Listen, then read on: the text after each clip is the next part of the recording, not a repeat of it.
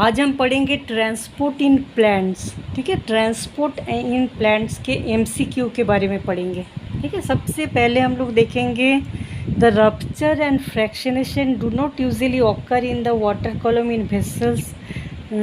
देखो, जो हम लोग जानते हैं कि जो वेसल्स होता है रूट वाटर एंड मिनरल को एब्जॉर्ब करते हैं और वेसल्स के थ्रू ऊपर की ओर जाता है वाटर एंड मिनरल्स। ठीक है, तो वेसल्स में वाटर एंड मिनरल्स नीचे से, जितना भी प्लांट लंबा हो, नीचे से ऊपर की ओर जाता है बिना रुकावट के।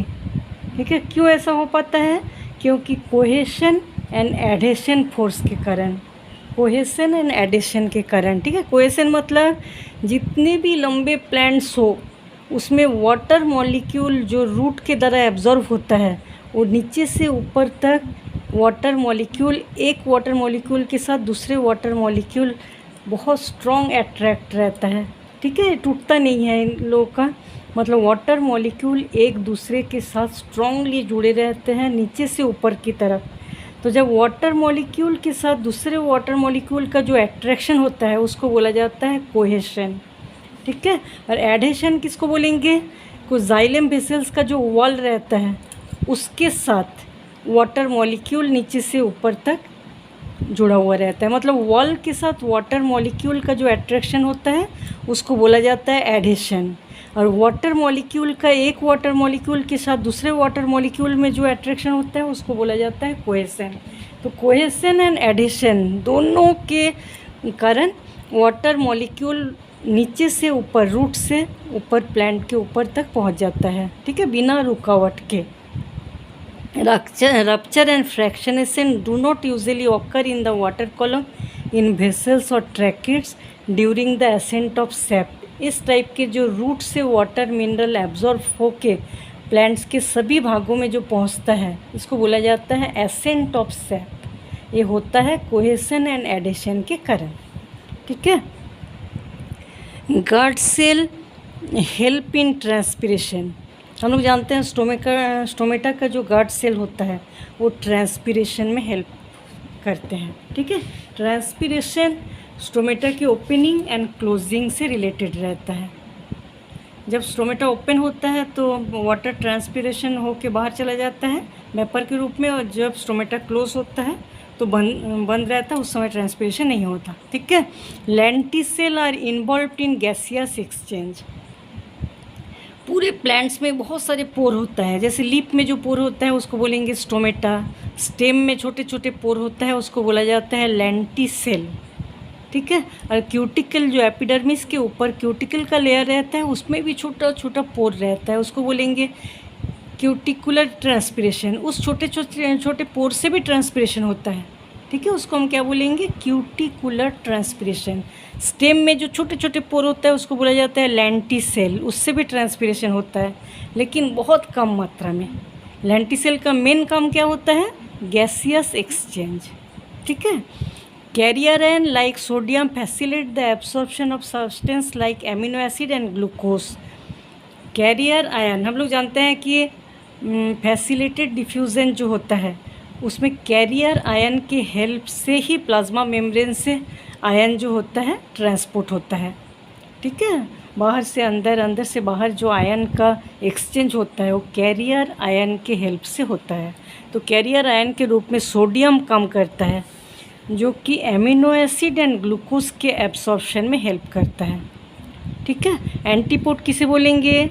जब कोई मॉलिक्यूल, हम लोग जानते हैं प्लाज्मा मेम्ब्रेन से बहुत सारे मॉलिक्यूल आना जाना करता है, तो जब एक ही मॉलिक्यूल इंडिपेंडेंटली प्लाज्मा मेम्ब्रेन से आना जाना करेंगे उसको हम क्या बोलेंगे?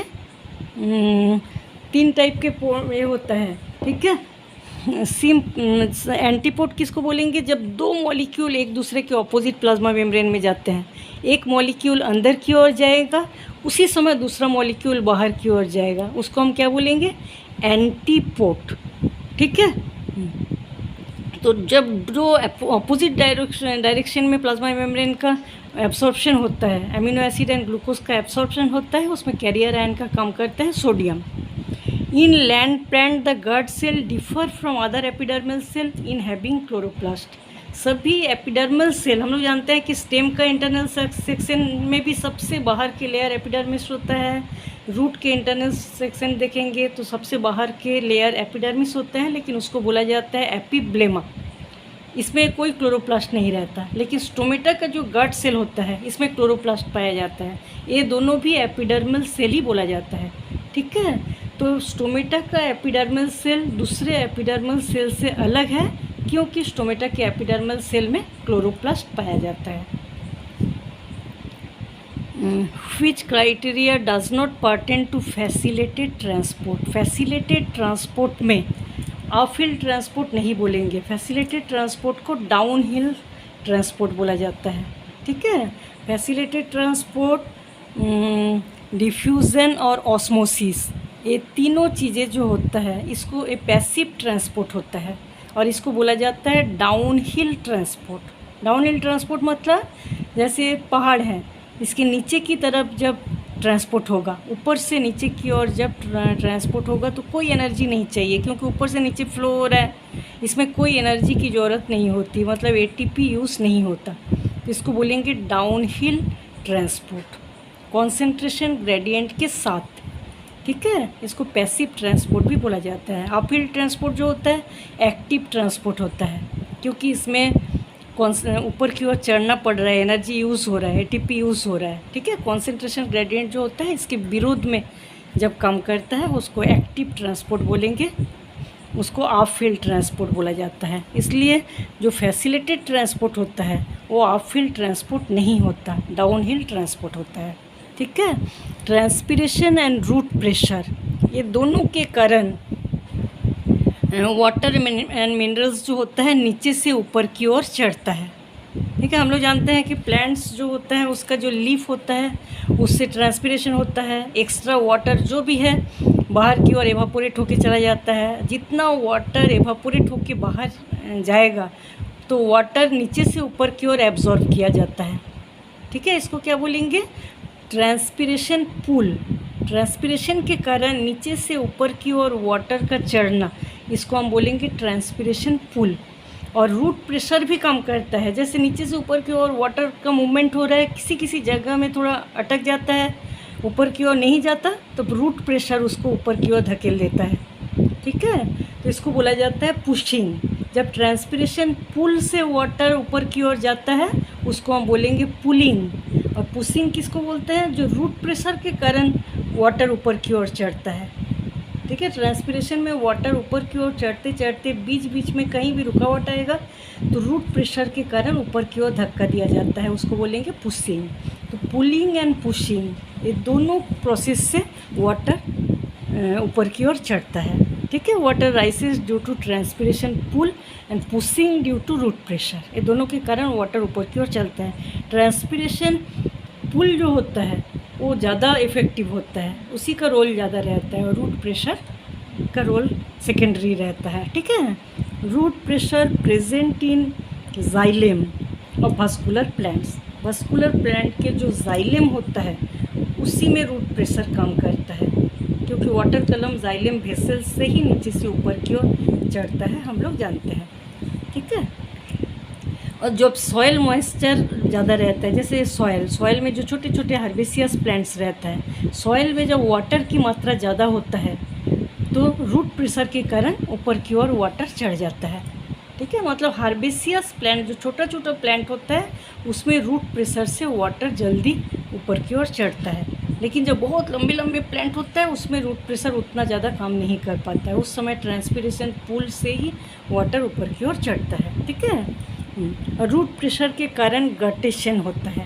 छोटे छोटे हर्बेसियस प्लांट जैसे ग्रेसेस, टोमेटो, ऐसे कुछ हर्बेसियस प्लांट्स रहता है, उसके लीफ से वाटर ड्रॉपलेट के रूप में बाहर की ओर निकलता रहता है, ठीक है। तो ये कारण भी, ये भी रूट प्रेशर के कारण होता है, इसको बोलेंगे गटेशन। ये रूट प्रेशर के कारण ऐसा होता है। Root pressure develop due to active absorption. Root pressure जो होता है एक्टिव एब्सॉर्प्शन के कारण डेवलप होता है, ठीक है।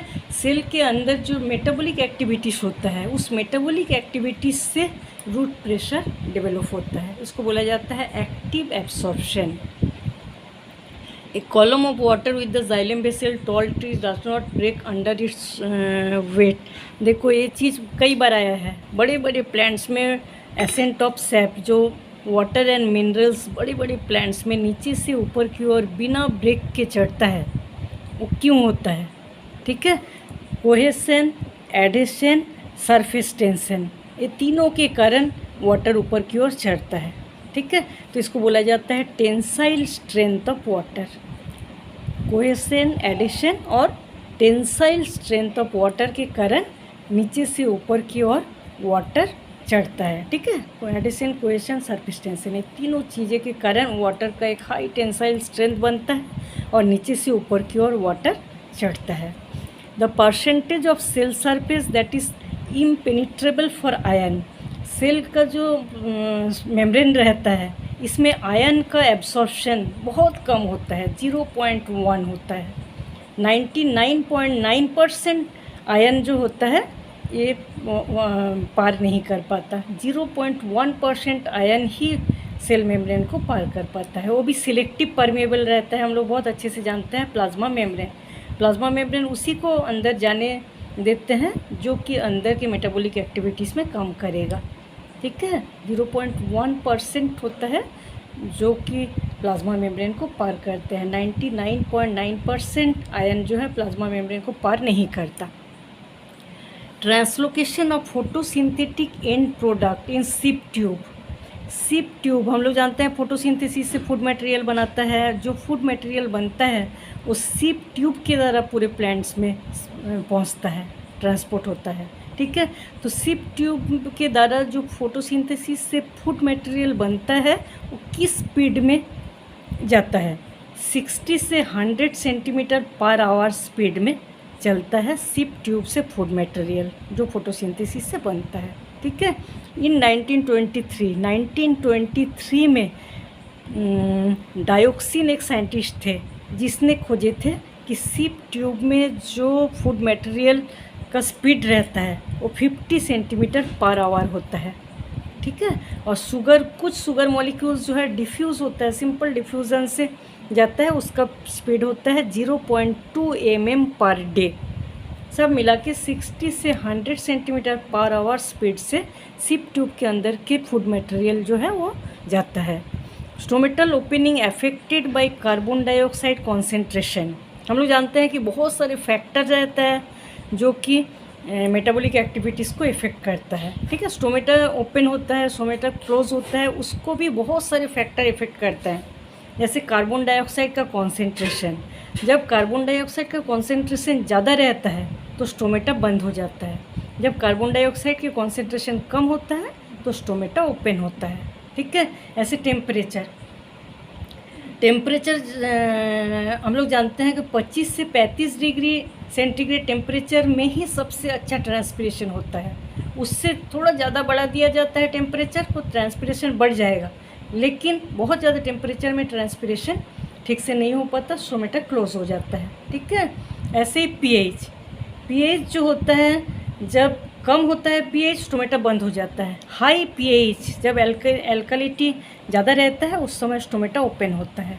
ठीक है, ह्यूमिडिटी, जब बाहर के एनवायरनमेंट में ह्यूमिडिटी बहुत ज़्यादा रहेगा, वाटर की मात्रा बहुत ज़्यादा रहता है, उस समय ट्रांसपिरेशन ठीक से नहीं हो पाता, क्योंकि ट्रांसपिरेशन उसी समय होता है कि बाहर का वातावरण सूखा रहेगा तो अंदर का वाटर जल्दी से जल्दी एवापोरेट होकर बाहर जाएगा। बाहर वाटर की मात्रा ज़्यादा रहने से ट्रांसपिरेशन बहुत कम हो पाता है, ठीक से नहीं हो पाता है। ठीक है, ऐसे लाइट होगा, हम लोग जानते हैं कि लाइट से ही टेम्परेचर बढ़ता है, तो लाइट बहुत ज़्यादा इफेक्ट करता है। लाइट की मात्रा जब ज़्यादा रहेगा तो ट्रांसपिरेशन ज़्यादा होगा, लेकिन एक निश्चित लाइट के बाद ज़्यादा लाइट का जब बढ़ जाएगा उस समय ट्रांसपिरेशन कम हो जाता है, स्टोमेटा बंद हो जाता है। ठीक है, वेरी हाई टेम्परेचर हो जाने से स्टोमेटा क्लोज हो जाता है। और कार्बन डाइऑक्साइड का कॉन्सेंट्रेशन जब कम होता है स्टोमेटा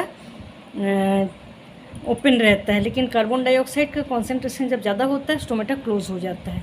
लिप में जब वाटर कम होता है तो स्टोमेटा क्लोज हो जाता है। ठीक है, उस समय ट्रांसपिरेशन कर ही नहीं पाएगा क्योंकि लिप में वाटर की मात्रा कम है, बैलेंस करना पड़ता है वाटर को। ठीक है, Dixon and Joly cohesion and adhesion force जो होता है, जिसके कारण वाटर एंड मिनरल्स प्लांट्स में ऊपर की ओर चढ़ता है, उसको दिए थे डिक्सन एंड जॉली, दो साइंटिस्ट 1894 में। ठीक है, उसने जो थ्योरी दिए थे उसका नाम ही था cohesion and adhesion force theory. Osmosis जो है एक टाइप के, हम लोग जानते हैं ऑस्मोसिस सॉल्वेंट का डिफ्यूज़न होता है। ठीक है, स्पेशल टाइप ऑफ डिफ्यूज़न होता है वाटर का, जिसमें बीच में एक सेमी परमेबल मेम्ब्रेन रहता है और high concentration to low concentration की ओर मूवमेंट करता है। ठीक है, वाटर के हाई कॉन्सेंट्रेशन से वाटर की लो कॉन्सेंट्रेशन की ओर मूवमेंट रहता है और बीच में सेमी परमेबल मेम्ब्रेन रहता है, उसी को बोला जाता है ऑस्मोसिस। तो ऑस्मोसिस क्या होता है? Type of diffusion of solvent, एक टाइप के स्पेशल टाइप ऑफ डिफ्यूज़न होता है सॉल्वेंट का। Which of the following statement correct? देखो, DPD diffusion pressure deficit, osmotic pressure minus wall pressure होता है। ठीक है, हम लोग जानते हैं सेल में बाहर से जो प्रेशर आता है उसको हम बोलेंगे ऑस्मोटिक प्रेशर, और बाहर से अंदर जो जब फूल जाएगा वाटर एब्जॉर्ब करने के कारण, तो अंदर से बाहर की तरफ जो प्रेशर दिया जाता है उसको बोलेंगे टारगेट प्रेशर। ठीक है, वॉल में जो प्रेशर बाहर से दिया जाता है उसको बोलेंगे वॉल प्रेशर। तो osmotic pressure minus wall pressure, osmotic pressure minus target pressure भी हो सकता है, इसको हम बोलेंगे डीपीडी। लाइट बहुत ज़्यादा इम्पोर्टेंट फैक्टर होता है ट्रांसपिरेशन के में।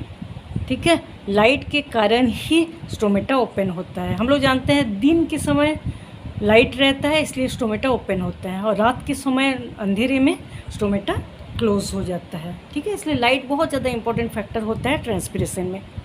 Very little amount of water lost by cuticular and लेंटिक्यूलर transpiration. ठीक है, इसके बारे में पहले बताया गया था कि एपिडर्मिस के बाहर क्यूटिकल रहता है, उसमें छोटे छोटे पोर रहता है, उसमें भी थोड़ी मात्रा में ट्रांसपिरेशन होता है, और स्टेम में जो छोटे छोटे पोर रहता है उसको बोला जाता है लेंटिसेल, उससे भी थोड़ा सा ट्रांसपिरेशन होता है, लेकिन बहुत कम अमाउंट वाटर लॉस्ट होता है क्यूटिकल और लेंटिक्यूल के द्वारा। ठीक है, the rate of transpiration indirectly proportional to relative humidity. ठीक है, थोड़ी देर पहले बताया गया था जब एनवायरनमेंट में ह्यूमिडिटी बहुत ज़्यादा रहेगा उस समय ट्रांसपिरेशन का रेट बहुत कम होता है। ट्रांसपिरेशन हो ही नहीं पाता है ठीक से जब बाहर ह्यूमिडिटी एटमॉस्फेयर में ज़्यादा होता है। ठीक है, the solution has a higher solute content due to excess of fertiliser than the cell, it is known as hypertonic solution. ठीक है, हम लोग जानते हैं जो वाटर, प्योर वाटर जो होता है, प्योर वाटर जो होता है उसमें जब कोई चीज़ों को डाला जाता है उसको क्या बोलेंगे हम? सॉल्यूट। ठीक है, सॉल्यूट को डाला जाता है, जितना ज़्यादा सॉल्यूट डालेंगे वाटर का कॉन्सेंट्रेशन उतना ज़्यादा बढ़ जाएगा। तो जो बहुत ज़्यादा कॉन्सेंट्रेशन जब होता है उसको बोला जाता है हाइपरटोनिक सॉल्यूशन, हाइपरटोनिक सॉल्यूशन। ठीक है, तो इस हाइपरटोनिक सॉल्यूशन में सेल को डाल देंगे हम, तो क्या हो जाएगा? जो लिक्विड है इसका कॉन्सेंट्रेशन बहुत ज़्यादा है और सेल के अंदर की कॉन्सेंट्रेशन इससे कम है, तो क्या होता है? लो कॉन्सेंट्रेशन से हाई कॉन्सेंट्रेशन की और सेल के अंदर की जितने भी लिक्विड है वो बाहर की ओर निकल जाता है, हाई कॉन्सेंट्रेशन में आ जाता है, इसको बोलेंगे एक्सोस्मोसिस। ठीक है, तो इससे सेल क्या हो जाएगा? श्रिंक हो जाएगा, सेल सिकुड़ जाएगा, क्योंकि सेल के अंदर के लिक्विड बाहर आ जाता है हाइपरटोनिक सॉल्यूशन से में डुबाने से। और ये सॉल्यूशन जब हाइपोटोनिक होगा, कम कॉन्सेंट्रेशन वाला होगा, मतलब सॉल्यूट की मात्रा कम रहेगा, तब सेल को जब डुबाएंगे हम, सेल की कॉन्सेंट्रेशन ज़्यादा होता है तो लिक्विड अंदर की ओर जाता है, इसको क्या बोलेंगे? एंडोस्मोसिस। उस समय सेल फूल जाएगा।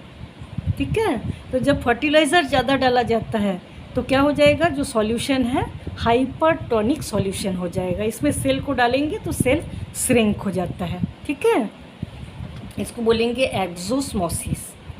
चलो, इन angiosperm the conduction of water is more efficient because xylem contain vessels. Water can flow in a relatively unobstructed manner through perforation in the end wall. Thus, conduction of water through vessels is a passive force. Xylem से जो water and mineral का conduction होता है plant में, वो passive process होता है। ठीक है, पैसिव प्रोसेस होता है। एंजियोस्पर्म में conduction of water more efficient because xylem contain vessels, xylem के वेसल्स से ही कंडक्शन होता है वाटर एंड मिनरल्स का, और वाटर एंड मिनरल्स का जो कंडक्शन होता है वो पैसिव फोर्स होता है, ठीक है, पैसिव फोर्स। और हम लोग जानते हैं कि जाइलम वेसल्स जो है उसमें छोटे छोटे पोर रहता है, छोटे छोटे पोर रहता है, उसके कारण और कंडक्शन में हेल्प होता है, पैसिव फोर्स होता है, ठीक है। Stomata of CM plants, CM plants, CM मतलब जो मरुभूमि में पाए जाने वाले कुछ प्लांट्स होता है उसमें स्टोमेटा नाइट को खुला रहता है, रात को खुला रहता है और दिन को बंद रहता है, ठीक है। वहाँ बहुत ज़्यादा टेम्परेचर होता है, हम लोग जानते हैं, और ट्रांसपिरेशन कम से कम, जितना कम होगा उतना ही अच्छा है, क्योंकि वाटर मिलता नहीं है प्लांट्स को, है ना, बहुत मुश्किल से मिलता है मरुभूमि में। तो उस जगह में स्टोमेटा जो होता है दिन को बंद रहता है, रात को खुला हुआ रहता है। इसका एग्जाम्पल है एगेप ओपेंसिया। When a molecule moves across a membrane independent of other molecule, the process called uniport, ठीक है। जब सेल मेम्ब्रेन रहता है, सेल मेम्ब्रेन से हम लोग जानते हैं कोई मॉलिक्यूल जब अंदर आना जाना करते हैं, जब सिंगल मॉलिक्यूल अंदर आएंगे या बाहर जाएंगे उसको बोला जाता है यूनिपोर्ट। जब दो मॉलिक्यूल एक साथ आते हैं उसको बोलेंगे सिम्पोर्ट। जब दो मॉलिक्यूल एक दूसरे के ऑपोजिट आता है उसको बोलेंगे एंटीपोर्ट। तो जब एक मेम्ब्रेन इंडिपेंडेंटली जब सेल मेम्ब्रेन को आर पार करता है उसको हम क्या बोलेंगे, uniport. Stomata of a plant open due to influx of potassium ion, ठीक है। जब सेल मेम्ब्रेन जो रहता है उसमें जो आयन अंदर आते हैं, आयन का जो मूवमेंट होता है, अंदर आए या बाहर आए, आयन का जो मूवमेंट होता है सेल मेम्ब्रेन से उसको बोला जाता है फ्लक्स, ठीक है। कोई आयन जब सेल मेम्ब्रेन से अंदर की ओर आएगा उसको बोला जाता है इनफ्लक्स। अब कोई आयन जब सेल मेम्ब्रेन से बाहर की ओर जाता है उसको बोलेंगे ई फ्लक्स, ठीक है। तो पोटेशियम आयन का जब इनफ्लक्स होता है मतलब अंदर की ओर जाता है तो स्टोमेटा खुलता है। पोटेशियम आयन जब बाहर की ओर आता है मतलब ई फ्लक्स होता है तब स्टोमेटा बंद हो जाता है, ठीक है। तो inward movement of ion, ion जब अंदर की ओर जाता है सेल मेम्ब्रेन से इसको बोला जाता है इनफ्लक्स। जब आउटवर्ड मूवमेंट होता है उसको बोलेंगे ई फ्लक्स। आयन का मूवमेंट होता है फ्लक्स, ठीक है। A scientist added a chemical cyanide an animal cell to stop aerobic respiration. Active transport of substance across the plasma membrane most likely to have been affected by this treatment. देखो जब कोई scientist cyanide को डाल देते हैं animal cell में aerobic respiration को रोकने के लिए, ठीक है, एरोबिक रेस्पिरेशन रोकने के लिए साइनाइड डाल देते हैं। तो साइनाइड क्या करता है, जब इलेक्ट्रॉन ट्रांसपोर्ट रहता है, इलेक्ट्रॉन ट्रांसपोर्ट होता रहता है, हम लोग जानते हैं इलेक्ट्रॉन ट्रांसपोर्ट चेन होता है जिससे एटीपी बनता रहता है ना। तो रेस्पिरेशन में इलेक्ट्रॉन ट्रांसपोर्ट जो होता है उसी में इफेक्ट करता है साइनाइड, तो इलेक्ट्रॉन ट्रांसपोर्ट रुक जाता है। Cyanide react with cytochrome A, cytochrome A जो होता है जो इलेक्ट्रॉन ट्रांसपोर्ट सिस्टम में भाग लेता है उसके साथ साइनाइड रिएक्ट करता है, तो इलेक्ट्रॉन ट्रांसपोर्ट सिस्टम जो होता है वो रुक जाता है, ठीक है। इलेक्ट्रॉन का ट्रांसफ़र होना रुक जाता है, इलेक्ट्रॉन का ट्रांसफ़र होना रुक जाएगा तो क्या होगा, एरोबिक रेस्पिरेशन बंद हो जाएगा और एटीपी का फॉर्मेशन भी रुक जाएगा, एटीपी भी नहीं बन पाता है, ठीक है। तो साइनाइड केमिकल डाल देने से क्या हो जाएगा, एरोबिक रेस्पिरेशन जो है वो स्टॉप हो जाएगा, एरोबिक रेस्पिरेशन स्टॉप हो जाता है, क्योंकि इलेक्ट्रॉन ट्रांसपोर्ट सिस्टम जो होता है उसमें जो साइटोक्रोम ए रहता है उस पर साइनाइड इफेक्ट करता है, जिससे इलेक्ट्रॉन का ट्रांसफ़र नहीं हो पाता है, एटीपी नहीं बनता है और एरोबिक रेस्पिरेशन रुक जाता है। हाइडेथोड हेल्प इन गटेशन, ठीक है। प्लांट्स में जो लीफ में वाटर ड्रॉपलेट के रूप में निकलता रहता है उसको बोला जाता है गटेशन, जो कि हाइडेथोड्स के कारण होता है। छोटे छोटे पोर रहता है जिसको बोला जाता है हाइडेथोड्स, उसके कारण गटेशन होता है। और जब हम स्टेम के ऊपर के भाग को काट देंगे तो उससे भी लिक्विड निकलता रहता है, उसको बोलेंगे ब्लीडिंग, ठीक है। इंज्यूर्ड पार्ट, प्लांट का जो इंज्यूर्ड पार्ट से जो लिक्विड निकलता है उसको क्या बोला जाता है, ब्लीडिंग। इसका एग्जांपल आएगा ओपियम टोडी, रबर, ठीक है। बहुत सारे प्लांट्स जो होता है इसको ब्लीडिंग करके कई चीज़ निकाला जाता है, ठीक है। जैसे हमारे यहाँ खजूर से गुड़ निकाला जाता है, ठीक है। खजूर का जो प्लांट्स रहता है उसमें चोट पहुँचाया जाता है, उससे जो लिक्विड निकलता है उससे गुड़ बनाया जाता है, खजूर गुड़, वो भी ब्रीडिंग का ही एग्जाम्पल है, ठीक है। ओपियम, टोडी, रबर, खजूर का गुड़, ये सब चीज़ें ब्लीडिंग से बनता है। और जो अपने आप जो वाटर ड्रॉपलेट के रूप में निकलता है उसको क्या बोलेंगे? गटेशन, ठीक है। Translocation of sugar in flowering plants occur in the form of sucrose. Plants में जो ट्रांसलोकेशन होता है, ट्रांसलोकेशन का मतलब क्या होता है? फोटोसिंथेसिस से जो फूड मटेरियल बनाता है और फ्लोएम से जो ट्रांसफ़र होता है, इस प्रोसेस को बोला जाता है ट्रांसलोकेशन। इसमें शुगर रहता है, हम लोग जानते हैं फूड मटेरियल शुगर बनाता है फोटोसिंथेसिस से, ये सुक्रोज होता है, ठीक है। Sugar transported in the form of sucrose, phloem से जो ट्रांसफ़र होता है वो सुक्रोज होता है, ठीक है। When the condition are dry a grass leaf curl inward the minimise water. देखो जो कुछ कुछ जगह में जहाँ की जीरोफिटिक प्लांट्स पाया जाता है, जीरोफिटिक एरिया में जहाँ की बहुत ही सूखा होता है, ट्रांसपिरेशन कम करना पड़ता है, उस समय जो ग्रासेस और जो कुछ प्लांट्स ऐसा रहता है जिसके जो एपिडर्मिस रहता है उसके सेल इतने बड़े बड़े हो जाते हैं, ठीक है, और नीचे की ओर मुड़ा हुआ रहता है। इसको बोला जाता है, इस टाइप का जो सेल रहता है इसको बोलते हैं bulliform cell. When the condition are dry, बहुत ड्राई कंडीशन में ग्रास लीफ भी होता है और बहुत सारे मोनोकॉट लीफ, ठीक है, अंदर की ओर मुड़ा रहता है और उसके सेल इतने बड़े बड़े होते हैं जिसको बोला जाता है बुलीफॉर्म सेल्स, ठीक है। बीच के वैक्यूल भी बड़ा बड़ा रहता है, बुलीफॉर्म सेल्स। इसका काम क्या रहता है? ट्रांसपिरेशन को कम करना। अंदर की ओर मुड़ा रहने से ट्रांसपिरेशन ठीक से नहीं हो पाता है क्योंकि पानी की मात्रा वहाँ कम रहता है जीरोफिटिक प्लांट्स में, तो ट्रांसपिरेशन को कम करने के लिए बड़े बड़े सेल्स एपिडर्मिस में पाए जाते हैं जिसको बोला जाता है बुलीफॉर्म सेल्स, ट्रांसपिरेशन को कम करता है, ठीक है। मैट्रिक पोटेंशियल जो होता है ऑस्मोसिस से रिलेटेड नहीं होता, ऑस्मोसिस जो है उसका सिग्निफिकेंट नहीं होता। मैट्रिक पोटेंशियल क्यों किसको बोलेंगे हम?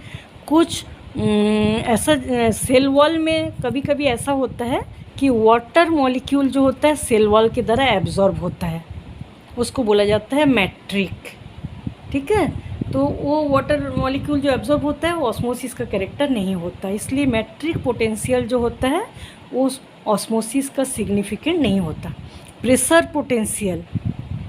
Potential in a plasmolysed cell मतलब जो सेल सिकुड़ा हुआ जो सेल रहता है उसमें प्रेशर पोटेंशियल जो होता है नेगेटिव प्रेशर पोटेंशियल होता है, उसमें नेगेटिव प्रेशर पोटेंशियल होता है क्योंकि हम लोग जानते हैं कि सेल फूला हुआ रहेगा तभी टारगेट प्रेशर बढ़ता है, टारगेट प्रेशर ज़्यादा रहता है, तो टारगेट प्रेशर रहेगा ही नहीं फ्लैसिड सेल में, तो वाटर पोटेंशियल प्रेशर पोटेंशियल होता है वो नेगेटिव होता है, ठीक है। Pressure potential in a plasmolysed cell has negative pressure potential. Plasmolysed cell मतलब सिकुड़ा हुआ सेल।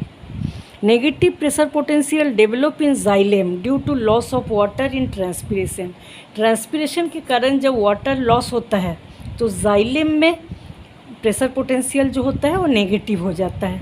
जाइलेम में प्रेशर पोटेंशियल नेगेटिव हो जाता है जब ट्रांसपिरेशन से वाटर लॉस हो जाता है। नेगेटिव प्रेशर पोटेंशियल के कारण ही नीचे से वाटर को खींचते हैं, ठीक है। मैक्सिमम ट्रांसपिरेशन होता है मीजोफाइटिक प्लांट में। मीजोफाइटिक जो प्लांट होता है उसके लीफ जो होता है चौड़े चौड़े होते हैं, चपटे होते हैं, ग्रीन कलर का होता है, तो इसलिए ज़्यादा से ज़्यादा सरफेस मिलता है, इसलिए मैक्सिमम ट्रांसपिरेशन होता है मीजोफाइटिक प्लांट में, ठीक है। मीजोफाइटिक प्लांट्स ऐसे लैंड प्लांट होते हैं जैसे आम, जामुन, ये सब प्लांट्स को मीजोफाइटिक प्लांट बोला जाता है, इसमें मैक्सिमम ट्रांसपिरेशन होता है। Low pH do not contribute stomatal opening. PH जब लो रहता है तो स्टोमेटा क्लोज होता है, ठीक है। पीएच जब हाई रहता है तो स्टोमेटा ओपन होता है। कार्बन डाइऑक्साइड कॉन्सेंट्रेशन जब लो होता है तो स्टोमेटा ओपन रहता है। पीएच कम रहने से गार्ड सेल जो होता है बंद रहता है, ठीक है। Glycolate induces opening of stomata in low carbon dioxide concentration.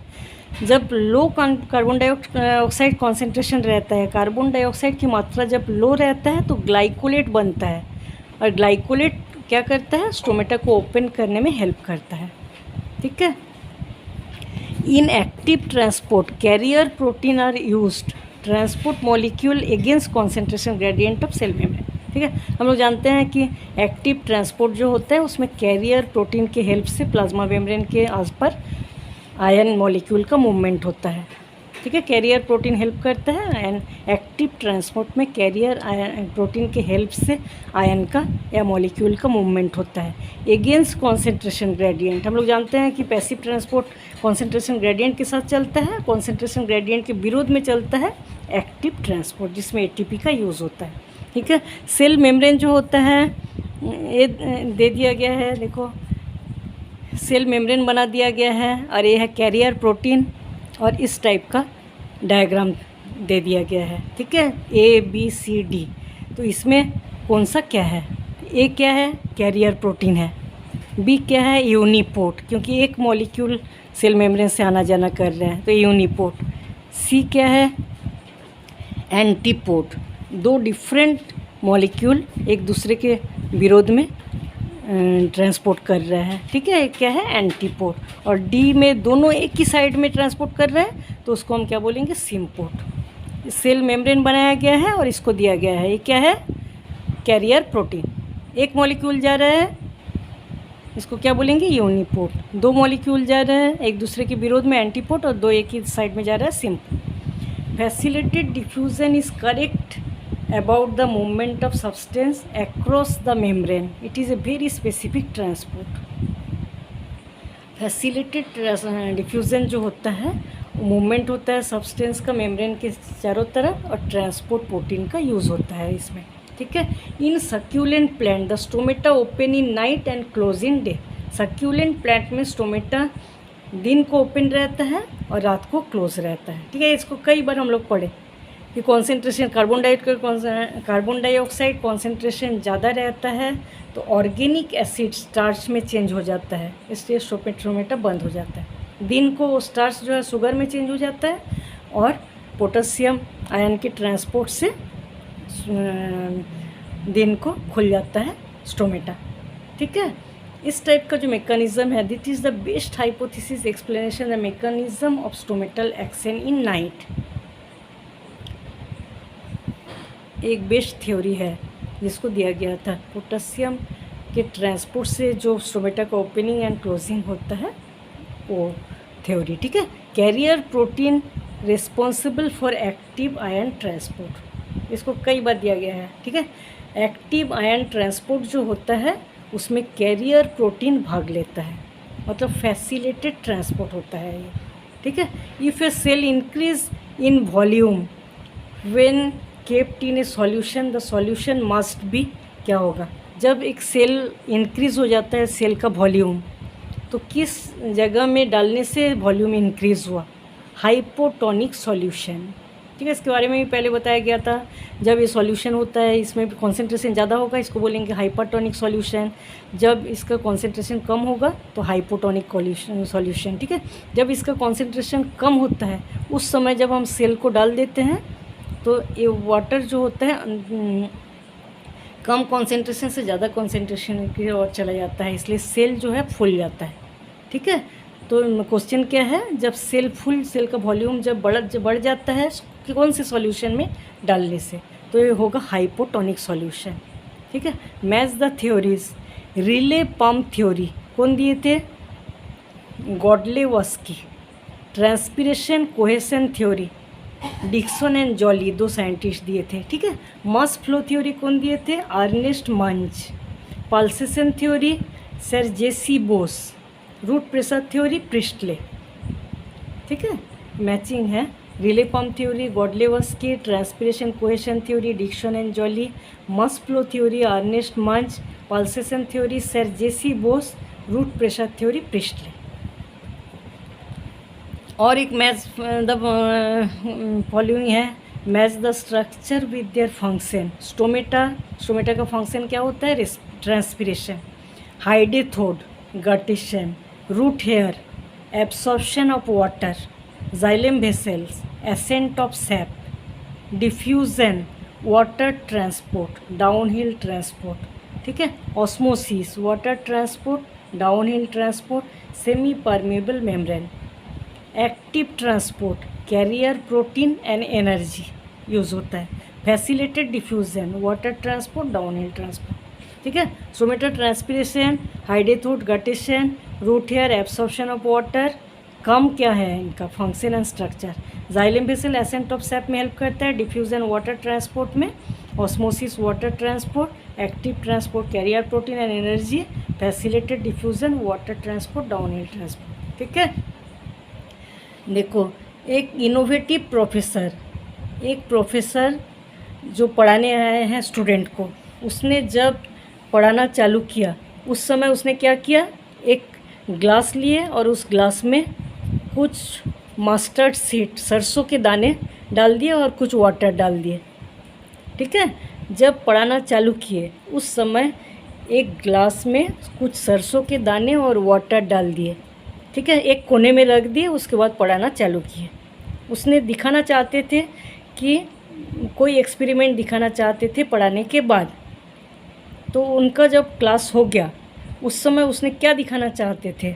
जब उनका क्लास हो गया उस समय देखे कि सरसों के दाने वाटर को एब्जॉर्ब करके पूरी तरह से फूल जाता है और ग्लास भर जाता है, ठीक है। तो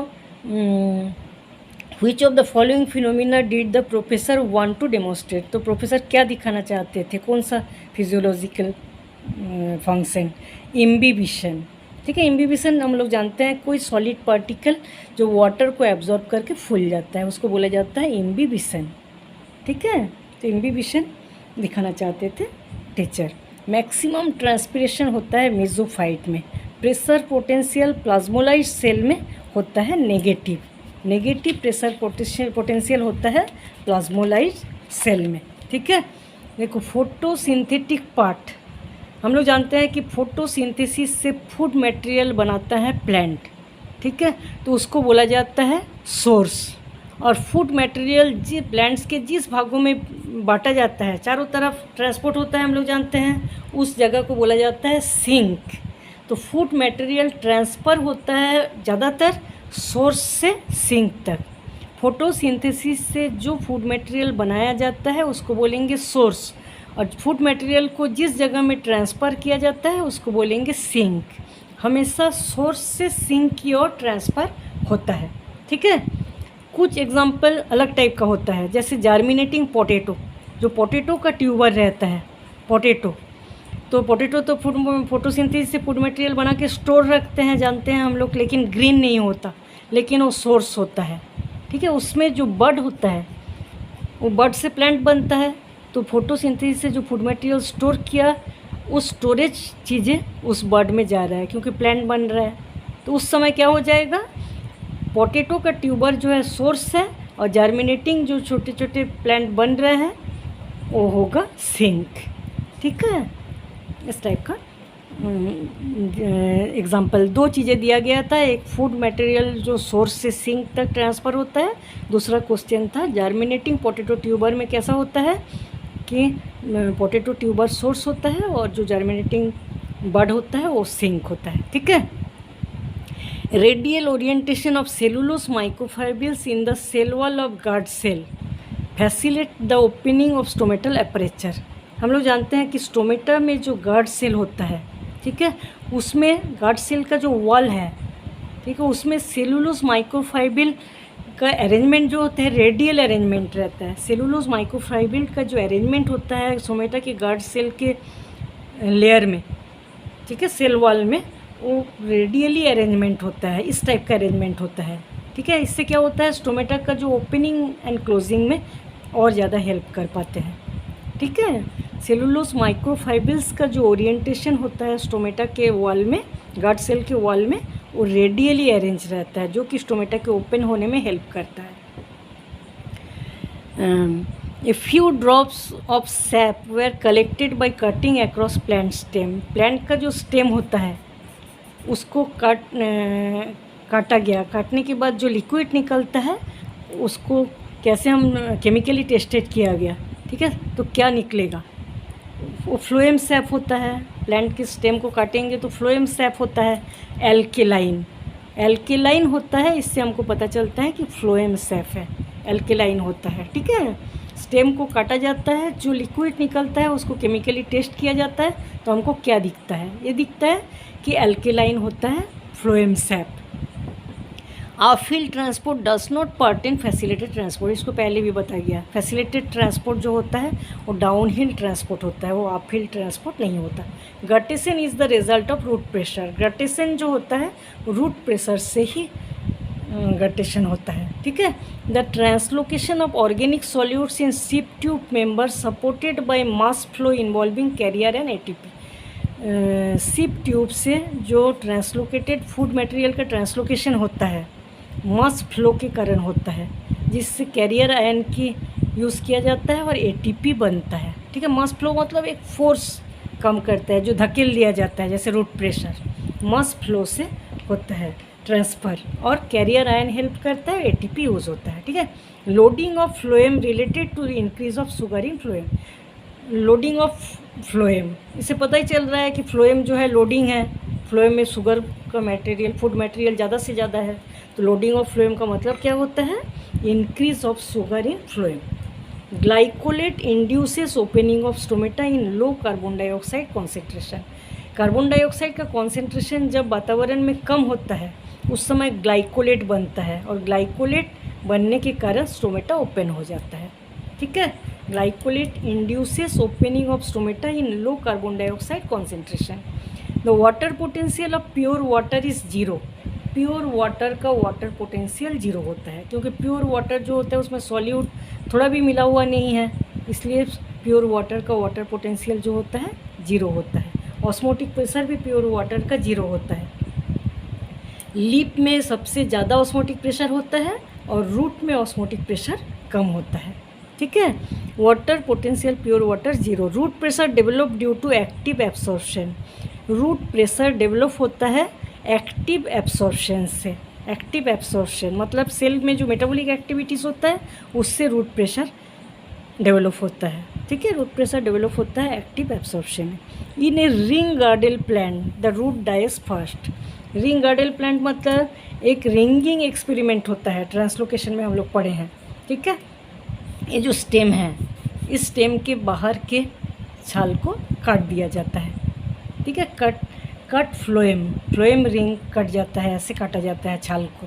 हम लोग जानते हैं जाइलेम अंदर की ओर रहता है, सेकेंडरी जाइलेम, और फ्लोएम बाहर की ओर रहता है, ठीक है। तो हम पेड़ की छाल को थोड़ा सा ज़्यादा काट देते हैं जिससे कि फ्लोएम कट जाता है, ठीक है। फ्लोएम जब कट जाएगा तो क्या हो जाएगा, वाटर एंड मिनरल का एब्सॉर्प्शन तो यहाँ तक होगा प्लांट्स का, ऊपर नहीं हो पाएगा।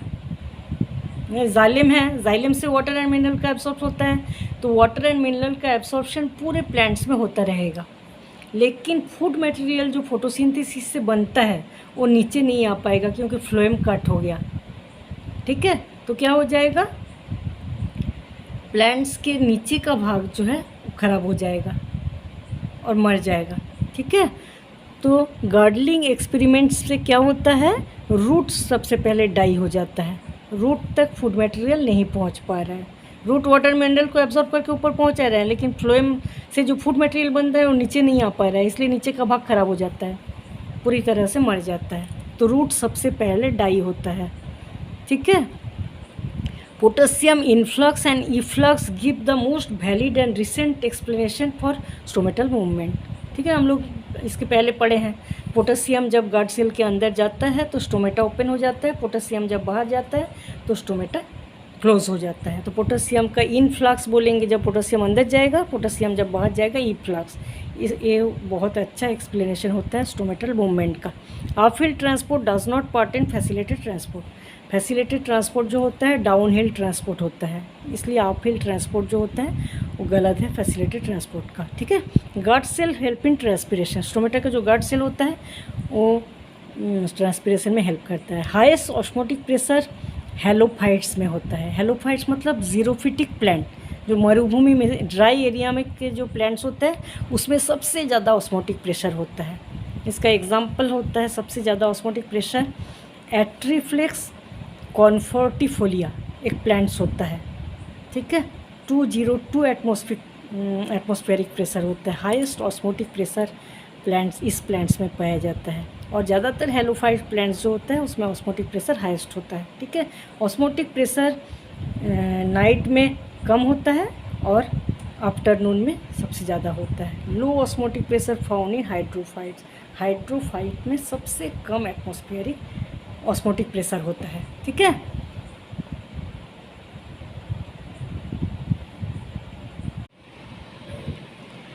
दो सेल ए एंड बी, ठीक है, दो सेल ए, एक सेल है दूसरा है बी।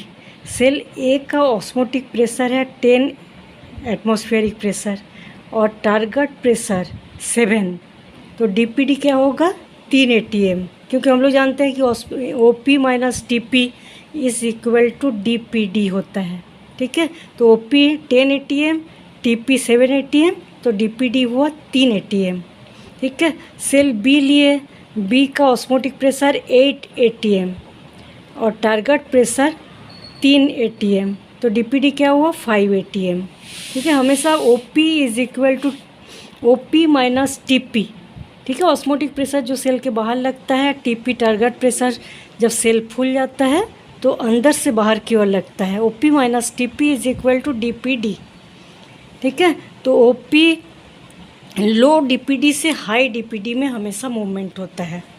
तो लो डीपीडी 3 ATM हुआ और 5 ATM जो है वो हाई डीपीडी हुआ, तो 3 से 5 की ओर जाएगा, मतलब ए से बी की ओर जाएगा, मूवमेंट होगा, ठीक है। The result will be movement of water from cell A to B. Potometer, potometer क्या होता है, measuring the rate of transpiration, transpiration के रेट को मेज़र करने के लिए यूज़ किया जाता है potometer. Potometer works on the principle of amount of water absorb equal the amount transpired. Transpiration जो होता है उसको, उसके रेट ऑफ ट्रांसपिरेशन को मेज़र करने के लिए पोटोमीटर का यूज़ किया जाता है। Stomata of a plant open due to influx of potassium ion, ठीक है। हम लोग पढ़े थे कि जो सेल मेम्ब्रेन होता है उसमें आयन का जो मूवमेंट होता है उसको बोला जाता है फ्लक्स।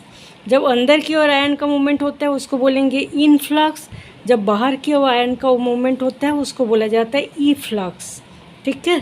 तो पोटेशियम आयन जब अंदर की ओर जाता है तो स्टोमेटा खुलता है, स्टोमेटा ओपन होता है, और पोटेशियम आयन जब बाहर जाता है तो स्टोमेटा बंद हो जाता है, ठीक है। तो stomata of a plant open, stomata open होता है due to influx of potassium ion, potassium ion के इनफ्लक्स के कारण स्टोमेटा ओपन होता है।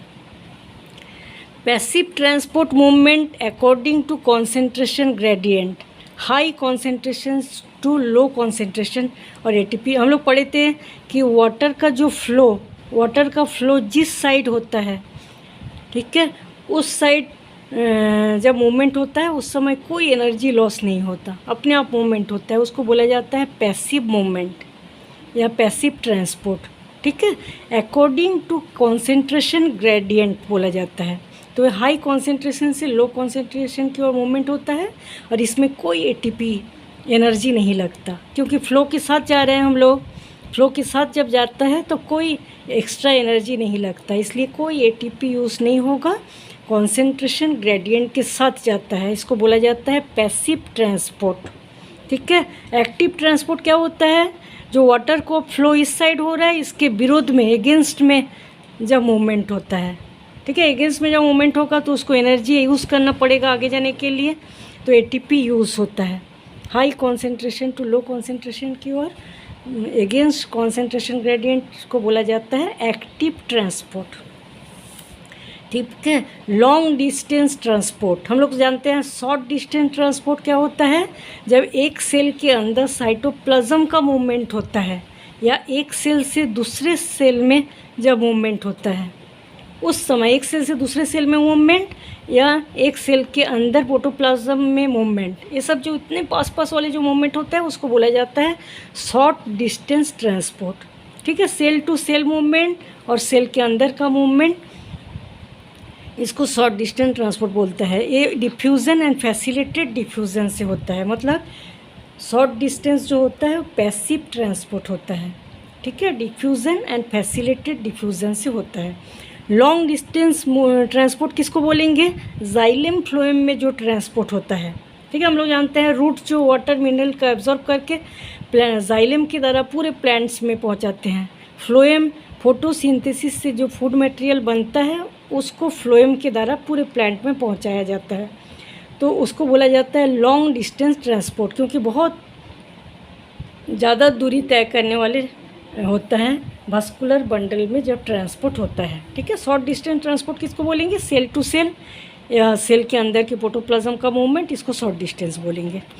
तो लॉन्ग डिस्टेंस ट्रांसपोर्ट जो है जाइलम के द्वारा होता है। वाटर मिनरल का एब्सॉर्प्शन जो जाइलम के द्वारा होता है वो यूनी डायरेक्शनल होता है। ठीक है, वाटर मिनरल रूट से जो वाटर एब्जॉर्ब करता है प्लांट्स के सभी भागों में पहुंचाता है और नीचे से ऊपर की ओर जाता है, ये होता है यूनी डायरेक्शनल मूवमेंट। और फ्लोएम जो फूड मटेरियल फोटोसिंथेसिस से बनाते हैं उससे जो फ्लोएम के द्वारा पूरे प्लांट बॉडी में ट्रांसपोर्ट होता है वो बाई डायरेक्शनल भी होता है और मल्टी डायरेक्शनल मूवमेंट भी होता है। ठीक है, फ्लोएम का मूवमेंट बाई डायरेक्शनल और मल्टी डायरेक्शनल होता है और जाइलम जो वाटर मिनरल का एब्जॉर्ब करके पूरे प्लांट में पहुंचाता है वो यूनी डायरेक्शनल मूवमेंट होता है। ठीक है, दोनों टाइप का मूवमेंट जो होता है डिफ्यूजन एंड फैसिलिटेड डिफ्यूजन से होता है, मतलब पैसिव ट्रांसपोर्ट होता है। डिफ्यूज़न किसको बोलते हैं? मॉलिक्यूल एटम आयन के मूवमेंट होता है। ठीक है, high concentration to low concentration की ओर जो मूवमेंट होता है उसको बोला जाता है डिफ्यूज़न। हाई डिफ्यूज़न जो होता है, डिफ्यूज़न का जो मूवमेंट होता है उसमें ऑपोजिट में थोड़ा सा प्रेशर आता है कि मूवमेंट में थोड़ा प्रॉब्लम होता है, उसको बोलेंगे डिफ्यूज़न प्रेशर। तो हाई डिफ्यूज़न प्रेशर से लो डिफ्यूज़न प्रेशर की ओर मूवमेंट होता है मॉलिक्यूल आयन का। ठीक है, मॉलिक्यूल एटम आयन का हाई डिफ्यूज़न प्रेशर से जब लो डिफ्यूज़न प्रेशर की ओर मूवमेंट होता है, हाई टारगेट प्रेशर से लो टारगेट प्रेशर की ओर मूवमेंट होता है, हाई वाटर पोटेंशियल से लो वाटर पोटेंशियल की ओर मूवमेंट होता है। ठीक है, हाई टू लो मूवमेंट तीन चीज़ों में होता है। हाई डिफ्यूज़न प्रेशर से लो डिफ्यूज़न प्रेशर मूवमेंट होता है, हाई टारगेट प्रेशर से लो टारगेट प्रेशर मूवमेंट होता है, हाई वाटर पोटेंशियल से लो वाटर पोटेंशियल मूवमेंट होता है, और हाइपोटोनिक सॉल्यूशन से हाइपरटोनिक सॉल्यूशन की ओर मूवमेंट होता है। ठीक है, हाइपोटोनिक सब पहले बताया जा चुका है अच्छे से। लो ऑस्मोटिक प्रेशर से हाई ऑस्मोटिक प्रेशर की ओर मूवमेंट होता है। लो डीपीडी से हाई डीपीडी, मतलब लो टू हाई मूवमेंट। हाइपोटोनिक से हाइपरटोनिक, लो ऑस्मोटिक प्रेशर से हाई ऑस्मोटिक प्रेशर, लो डीपीडी से हाई डीपीडी। ठीक है, और हाई टू लो मूवमेंट किस में होता है? हाई डिफ्यूज़न प्रेशर से low diffusion pressure, high turgor pressure से low turgor pressure, high water potential से लो वाटर पोटेंशियल की ओर मूवमेंट। ठीक है, turgor pressure TP is equal to WP होता है, डीपीडी ओपी माइनस टीपी, जो पहले बताया जा चुका है। ठीक है, अब देखो डिफ्यूज़न रेट जो है गैस में सबसे ज़्यादा होता है, लिक्विड में उससे कम होता है और सॉलिड में सबसे कम होता है। ठीक है, इसके बारे में हम लोग डिफ्यूज़न में बहुत अच्छे से पढ़े थे। ठीक है, कि सॉलिड में जो मॉलिक्यूल होता है एक बहुत पास होता है, उसमें काइनेटिक एनर्जी जो होता है बहुत कम धीरे धीरे हो पाता है, क्योंकि मॉलिक्यूल एक दूसरे को धक्का देता है ना, मूवमेंट करने से। इसलिए सॉलिड में जो डिफ्यूज़न रेट होता है सबसे कम होता है। लिक्विड में थोड़ा दूरी में मॉलिक्यूल प्रेजेंट रहता है, इसलिए उसके बाद और गैस में सबसे ज़्यादा डिफ्यूज़न रेट होता है। ठीक है, और डिफ्यूज़न में सॉलिड लिक्विड गैस सब में होता है, इसलिए इसको बोला जाता है कि इंडिपेंडेंट मूवमेंट होता है, not dependent any living system. ये मूवमेंट जो होता है इंडिपेंडेंट मूवमेंट होता है। डिफ्यूज़न से कार्बन डाइऑक्साइड और ऑक्सीजन जो है उसमें गैसियस एक्सचेंज होता है। गैसियस एक्सचेंज जो होता है वो डिफ्यूज़न से होता है। ठीक है, डीपीडी जो है उसको सक्शन प्रेशर भी बोला जाता है, और वाटर पोटेंशियल को pi S plus pi P के द्वारा लिखा जाता है। Specific protein help to transport passive transport.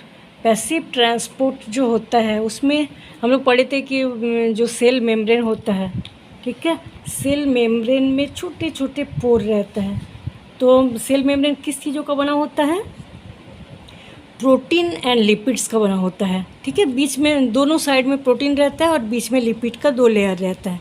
बहुत सारे मॉलिक्यूल, एटम, आयन जो होता है और लिपिड में जो सॉल्यूबल होता है वो अंदर आ जाता है, सेल मेम्ब्रेन को पार कर जाता है। लेकिन जो वाटर में सॉल्यूबल होता है वो ठीक से पार नहीं कर पाता है, क्योंकि बीच में पूरे लिपिड्स का लेयर रहता है, ठीक है। इसलिए कुछ ट्रांसपोर्ट प्रोटीन रहता है, कुछ ट्रांसपोर्ट प्रोटीन रहता है जो कि आयन, मॉलिक्यूल, ये सब को बाहर से अंदर की ओर ले जाने में हेल्प करता है, ठीक है। उसको बोलेंगे फैसिलेटेड ट्रांसपोर्ट। इस टाइप का जो ट्रांसपोर्ट होता है उसको क्या बोला जाता है? Facilitated transport. कैरियर प्रोटीन की हेल्प से ट्रांसपोर्ट होता है, ठीक है। इसमें कोई एटीपी का यूज़ नहीं होता। कुछ कैरियर प्रोटीन जो है डिफ्यूज़न को अलाउ करते हैं जाने के लिए। Of-field transport. ऑफ-फील्ड ट्रांसपोर्ट किसको बोलेंगे? एक्टिव ट्रांसपोर्ट को। हम लोग अभी पढ़े थे, जो फ्लो जब कॉन्सेंट्रेशन ग्रेडियंट के साथ होता है, ठीक है, उसको बोलेंगे पैसिव ट्रांसपोर्ट, ठीक है। पानी की बहाव जिस साइड है उस साइड जब हम जाएंगे तो कोई एनर्जी लॉस करने की ज़रूरत नहीं पड़ेगा, उसको बोला जाता है पैसिव ट्रांसपोर्ट, ठीक है। पैसिव ट्रांसपोर्ट जो होता है उसको डाउन हिल ट्रांसपोर्ट भी बोलते हैं, डाउन हिल ट्रांसपोर्ट। और एक्टिव ट्रांसपोर्ट को बोला जाता है अप हिल ट्रांसपोर्ट, जो कॉन्सेंट्रेशन ग्रेडियंट रहता है उसके विरोध में जब जाते हैं मूवमेंट, जब मूवमेंट होता है, ठीक है, उसको बोलेंगे एक्टिव ट्रांसपोर्ट। उसमें एनर्जी यूज़ होता है, एटीपी के रूप में एनर्जी का यूज़ किया जाता है। Water entering root due to diffusion is part of passive absorption होता है। वाटर का जो एब्सॉर्प्शन होता है रूट के द्वारा वो भी पैसिव ट्रांसपोर्ट होता है, डिफ्यूज़न से होता है, ठीक है। ऑस्मोसिस स्पेशल टाइप का डिफ्यूजन होता है सॉल्वेंट का, लोअर कॉन्सेंट्रेशन से हायर कॉन्सेंट्रेशन की ओर मूवमेंट होता है, बीच में रहता है semi permeable membrane. Semi permeable membrane के द्वारा स्पेशल टाइप का डिफ्यूज़न होता है सॉल्वेंट का, जो लोअर कॉन्सेंट्रेशन से हायर कॉन्सेंट्रेशन की ओर मूवमेंट करता है, ठीक है। जब प्लांट सेल को प्योर वाटर में डाल दिया जाता है, प्लांट सेल को जब प्योर वाटर में डाल दिया जाता है तो प्लांट सेल में हम लोग जानते हैं कि ऑस्मोटिक प्रेशर बढ़ेगा, टारगेट प्रेशर बढ़ेगा, लेकिन प्लांट सेल में सेल वॉल पाया जाता है, मोटा सेल वॉल पाया जाता है, उसके अंदर सेल मेम्ब्रेन रहता है, इसलिए प्लांट सेल जो है वो फटता नहीं है, बस्ट नहीं होता।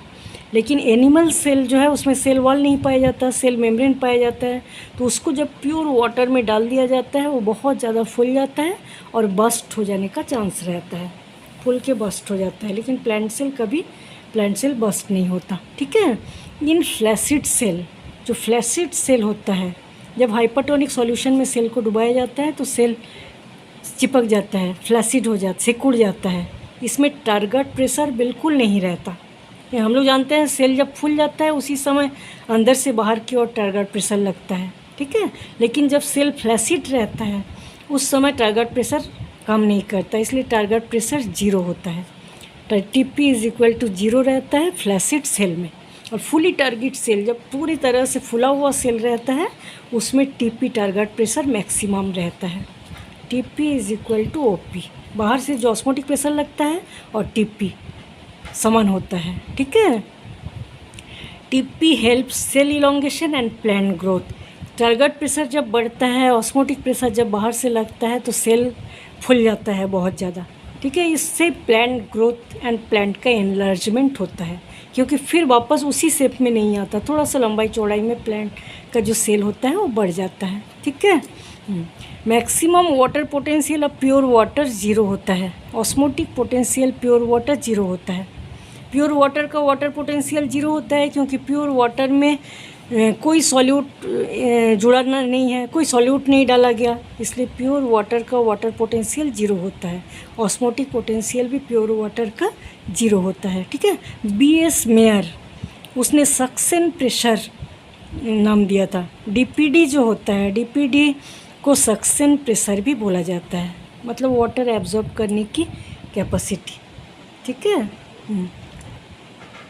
If turgidity of a cell surrounded by water increases the wall pressure will increases. जब पूरी तरह से सेल टारगेट हो जाता है, ऑस्मोटिक प्रेशर इस साइड लगता है, उतना ही वॉल प्रेशर लगता है। इसलिए ऑस्मोटिक प्रेशर और वॉल प्रेशर जो होता है समान होता है। ठीक है। बहुत सारे एब्सिसिक एसिड स्टोमेटल ओपनिंग में बाधा डालते हैं। ठीक है, उसको क्या बोलेंगे हम? Growth inhibitor. बहुत सारे एब्सिसिक एसिड होता है जो कि इनहेबिट करता है स्टोमेटा के ओपनिंग को, इसलिए स्टोमेटा क्लोज हो जाता है। बहुत सारे एब्सिसिक एसिड जैसे phenyl mercuric acetate, aspirin, salicylic acid, oxyethylene, silicon, carbon dioxide, low viscous wax, ये सब चीज़ें जो होता है इसको बोला जाता है ग्रोथ इनहेबिटर। ये चीज़ जब डाल दिया जाता है सेल में तो स्टोमेटा जो होता है क्लोज हो जाता है, स्टोमेटा क्लोज हो जाता है, इनहेबिट कर देते हैं स्टोमेटा के ओपनिंग को। ठीक है। ट्रांसपीरेशन भी रेड्यूस हो जाता है इससे। स्टोमेटा क्लोज हो जाएगा तो क्या होगा? ट्रांसपीरेशन ठीक से नहीं हो पाता है। ठीक है। ट्रांसपीरेशन मतलब वाटर जो है, हम लोग जानते हैं प्लांट्स के लीफ में जो एक्स्ट्रा वाटर रहता है वो वेपर के रूप में बाहर निकलता है, उसी को बोला जाता है ट्रांसपीरेशन। एवापोरेशन किसको बोलेंगे? वाटर ड्रॉपलेट्स के रूप में जब निकलता है उसको बोलेंगे एवापोरेशन। सबसे ज़्यादा ट्रांसपीरेशन होता है मीज़ोफाइट्स। मीज़ोफाइट्स मतलब सिंपल जो एंजियोस्पर्म होता है, जैसे आम, जामुन, कटहल, ये सब का जो प्लांट होता है। ठीक है। लैंड सिंपल लैंड प्लांट जो होता है उसमें बड़े बड़े लीफ पाया जाता है और मैक्सिमम पोर रहता है, इसलिए मीज़ोफाइट में ट्रांसपीरेशन सबसे ज़्यादा होता है। सबसे कम ट्रांसपीरेशन किस में होता है?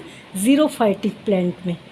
ठीक है। ज़ीरोफाइटिक प्लांट जो होता है उसमें स्टोमेटा जो है वो ज़्यादातर कोशिश करता है कि ट्रांसपीरेशन कम से कम हो। ठीक है। इसलिए बहुत सारे एडाप्टेशन पाए जाते हैं। सक्यूलेंट प्लांट, ज़ीरोफाइटिक प्लांट जो होता है उसमें मिनिमम ट्रांसपीरेशन होता है। और हेलोफाइट्स में जो है ट्रांसपीरेशन, हेलोफाइट्स में भी ट्रांसपीरेशन ज़्यादा नहीं होता। गट सेल टारगेट होता है, स्टोमेटा ओपन हो जाता है क्योंकि ऑस्मोटिक कॉन्सेंट्रेशन हाई रहता है। ठीक है। हम लोग जानते हैं कि फोटोसिंथेसिस से जब फूड मटेरियल बनाते हैं वो कार्बोहाइड्रेट के रूप में गट सेल में स्टोर रहते हैं। ठीक है। क्योंकि गट सेल में भी क्लोरोप्लास्ट पाया जाता है। क्लोरोप्लास्ट फोटोसिंथेसिस से फूड मटेरियल बनाते हैं और कार्बोहाइड्रेट के रूप में स्टोर रहते हैं। तो कार्बोहाइड्रेट के कॉन्सेंट्रेशन ज़्यादा होते हैं, इसलिए वाटर ज़्यादा से ज़्यादा एब्जॉर्ब करेगा। इसमें ऑस्मोटिक प्रेशर बहुत बढ़ जाता है, टारगेट प्रेशर भी बढ़ जाता है, तो स्टोमेटा जो है ओपन हो जाता है। ठीक है। स्टोमेटा ओपन होता है, ऑस्मोटिक कॉन्सेंट्रेशन हाई होता है, स्टोमेटा गट सेल फ्लैसिड हो जाता है। स्टोमेटा दिन को ऐसा होता है कार्बोहाइड्रेट ज़्यादा से ज़्यादा वाटर को एब्जॉर्ब करते हैं। ठीक है। रात को क्या होता है, वो कार्बोहाइड्रेट जो होता है स्टार्च में चेंज हो जाता है और स्टार्च वाटर में इनसॉल्यूबल रहता है। इनसॉल्यूबल रहने से ऑस्मोटिक प्रेशर भी कम हो जाता है, टारगेट प्रेशर भी कम हो जाता है। ठीक है। गट सेल फ्लैसिड हो जाता है, सिकुड़ जाता है, तो स्टोमेटा बंद हो जाता है। Stomata open, osmotic concentration high, guard cell turgor और गट सेल फ्लैसिड हो जाता है। जब ऑस्मोटिक कॉन्सेंट्रेशन कम होता है स्टोमेटा क्लोज हो जाता है। ठीक है। Active potassium hydrogen exchange theory, इस थ्योरी से भी स्टोमेटा के ओपनिंग एंड क्लोजिंग को बताया गया है। जब गट सेल के अंदर पोटेशियम जाता है तब उस समय स्टोमेटा खुल जाता है, गट सेल फूल जाता है और स्टोमेटा खुल जाता है। पोटेशियम बाहर जाता है तो स्टोमेटा क्लोज हो जाता है। ठीक है। जब पोटेशियम अंदर जाता है तो हाइड्रोजन बाहर होता है, जब पोटेशियम बाहर होता है तो हाइड्रोजन अंदर होता है। तो इसलिए active potassium hydrogen exchange theory बोला जाता है स्टोमेटा के गट सेल के ओपनिंग एंड क्लोजिंग को समझाने के लिए। ठीक है। एब्सिसिक एसिड जो है इनहिबिटर का काम करता है, ये इस स्टोमेटा को क्लोज कर देते हैं। एब्सिसिक एसिड क्या क्या होता है? Phenyl mercuric acetate, aspirin, salicylic acid, oxyethylene, silicon, carbon dioxide, low viscous wax, ये सब क्वेश्चन के रूप में दिया जाता है कि इसका ड्रॉप जब डाल दिया जाता है तो ट्रांसपीरेशन में क्या इफेक्ट होगा। तो ट्रांसपीरेशन रेड्यूस हो जाता है, कम हो जाता है, ट्रांसपीरेशन बंद हो जाता है क्योंकि इनहेबिटर का काम करते हैं। ठीक है। Atmospheric humidity most important factor होता है ट्रांसपिरेशन में। देखो ट्रांसपिरेशन में बहुत सारे फैक्टर इफेक्ट करता है, जैसे लाइट ज़्यादा रहने से ट्रांसपिरेशन ज़्यादा होगा, लेकिन बहुत ज़्यादा लाइट होने से ट्रांसपिरेशन कम हो जाता है। टेम्परेचर ज़्यादा हो जाने से ट्रांसपिरेशन बढ़ता है, लेकिन बहुत ज़्यादा टेम्परेचर होने से ट्रांसपिरेशन कम हो जाता है, स्टोमेटा क्लोज हो जाता है। विंड वेलोसिटी भी ऐसा है, जब हवा बहुत चलेगा ट्रांसपिरेशन ज़्यादा होगा। और सबसे ज़्यादा इफेक्टिव क्या होता है, ह्यूमिडिटी।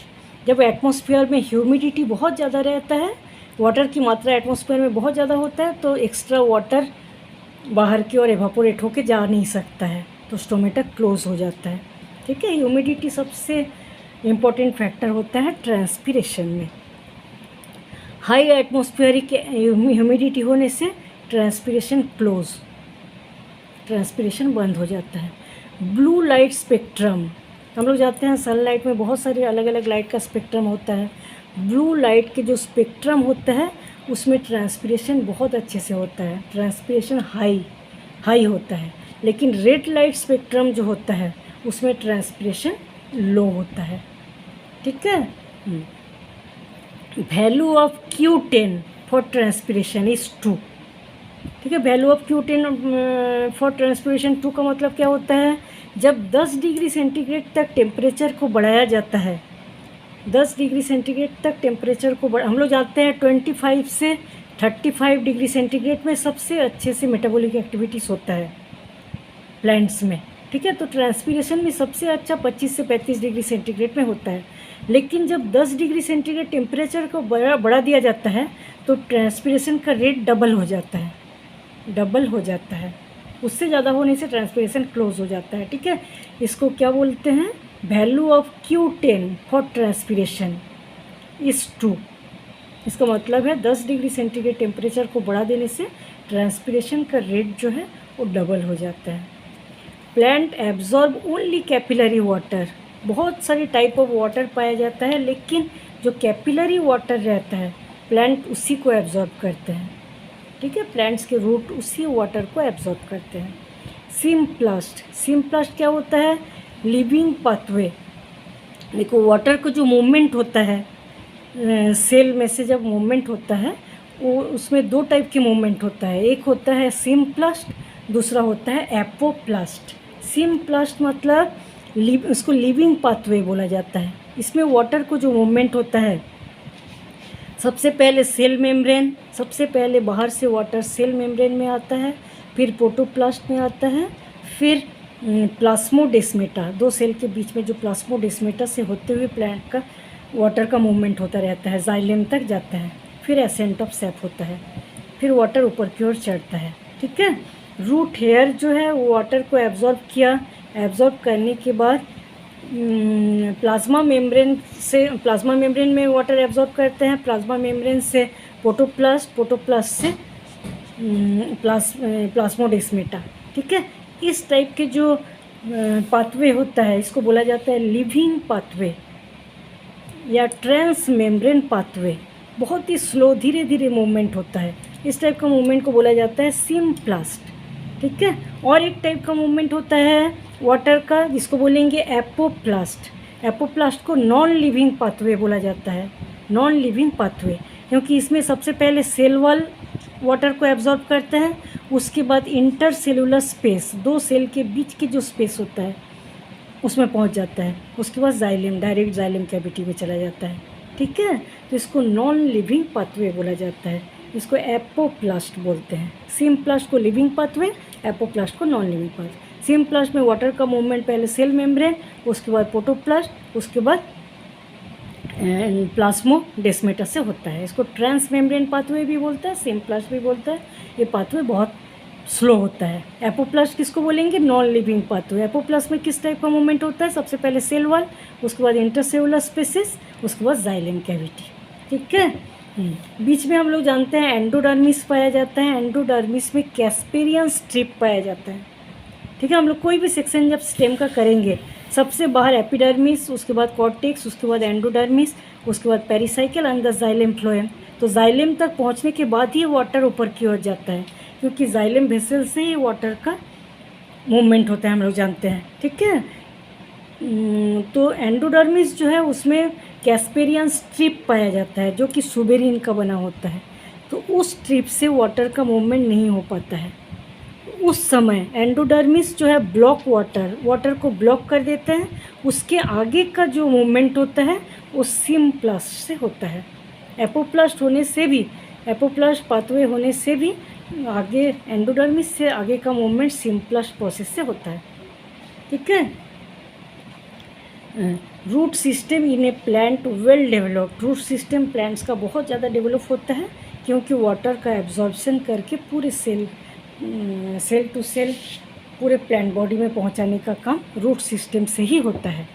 अब देखेंगे स्टोमेटा के स्ट्रक्चर को जब हम देखेंगे तो बीच में इस टाइप का एक एपरेचर पाया जाता है जिसको बोला जाता है स्टोमेटल एपरेचर। ठीक है। उसके दोनों साइड में 2 एपिडर्मल सेल पाया जाता है जिसको बोला जाता है गार्ड सेल। ठीक है। और गार्ड सेल के बाहर 2 सब्सिडरी सेल पाया जाता है तो इसको बोला जाता है 2 स्पेशलाइज्ड एपिडर्मल सेल जिसमें क्लोरोप्लास्ट पाया जाता है। और हम लोग देखेंगे गार्ड सेल्स का जो सेल वॉल रहता है इसमें सेलुलोज स्पेशल टाइप का सेलुलोज माइक्रोफाइबिल्स रहता है जिसका अरेंजमेंट जो है रेडियल अरेंजमेंट रहता है। इस टाइप का रेडियल अरेंजमेंट, इस रेडियल अरेंजमेंट के कारण ही स्टोमेटा ओपन होता है। मतलब रेडियल अरेंजमेंट इस टाइप का रहता है तो ओपन होने में बहुत हेल्प करता है। ठीक है। स्टोमेटा के जो गार्ड सेल होता है इसका जो वॉल होता है इसमें सेलुलोज माइक्रोफाइबिल्स का जो अरेंजमेंट होता है वो रेडियल अरेंजमेंट होता है।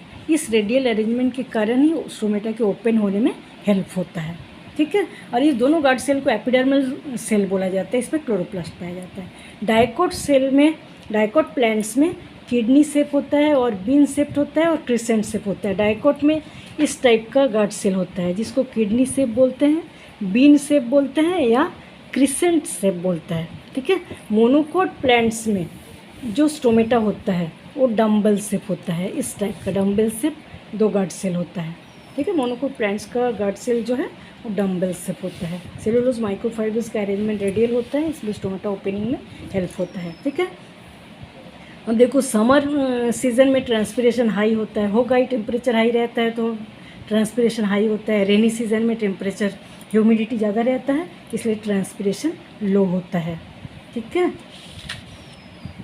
सनकेन स्टोमेटा किस में पाया जाता है? नेरियम में, क्योंकि जीरोफिटिक प्लांट होता है। जीरोफिटिक प्लांट्स में बहुत सारे एडोप्टेशन पाया जाता है जिससे कि ट्रांसपिरेशन कम से कम हो। ऐसे एक स्टोमेटा होता है जो अंदर की ओर धंसा हुआ स्टोमेटा रहता है, इसको बोला जाता है सनकेन स्टोमेटा। ठीक है। इसका एग्जांपल है नेरियम। कोई भी जीरोफिटिक प्लांट्स में सनकेन स्टोमेटा पाया जा सकता है, उसमें एग्जांपल है नेरियम। ठीक है।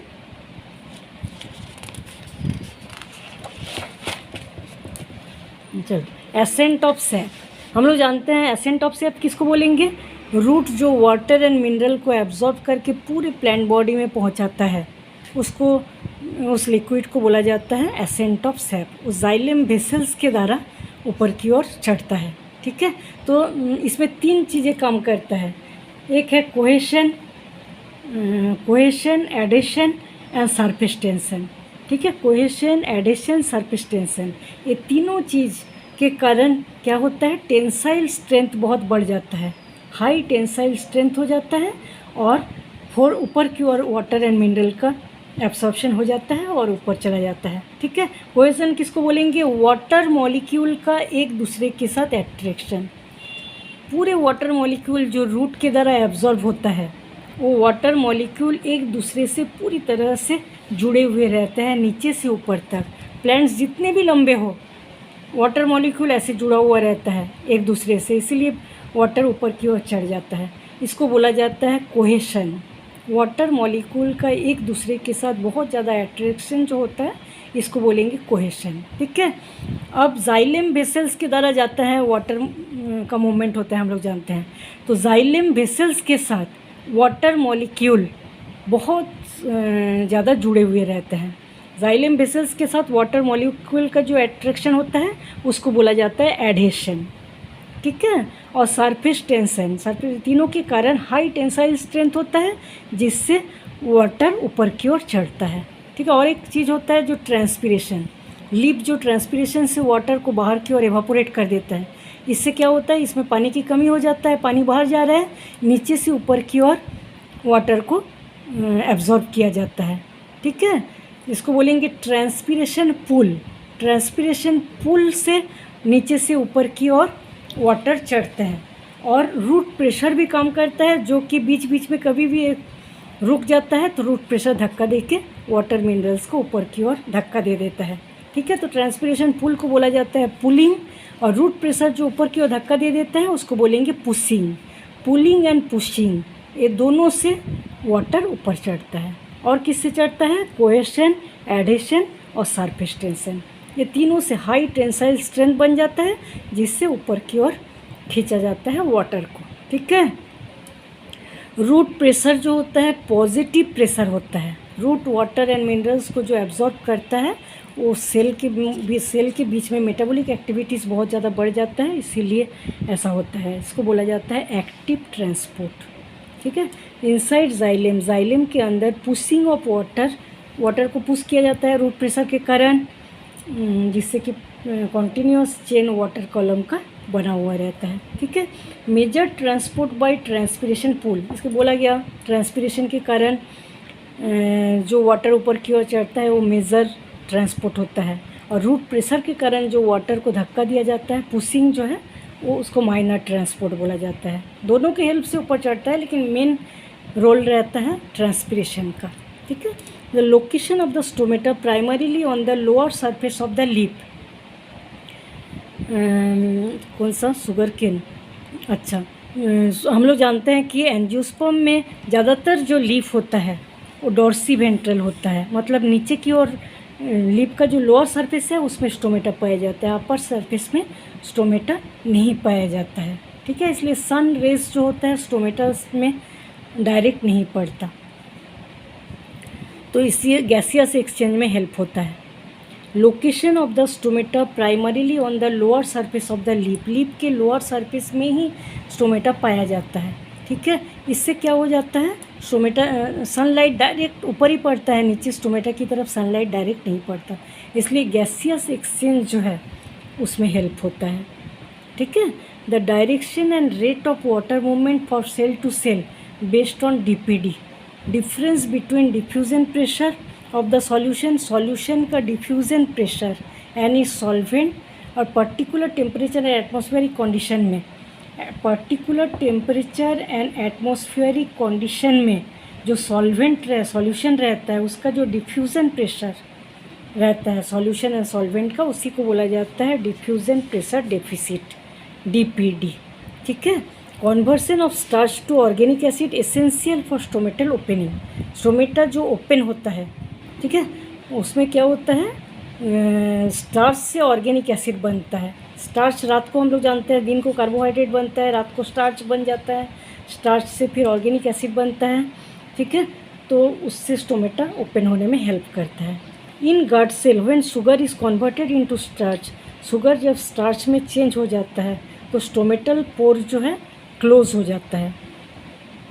शुगर और स्टार्च इन कन्वर्सन थ्योरी बोला जाता है इसको।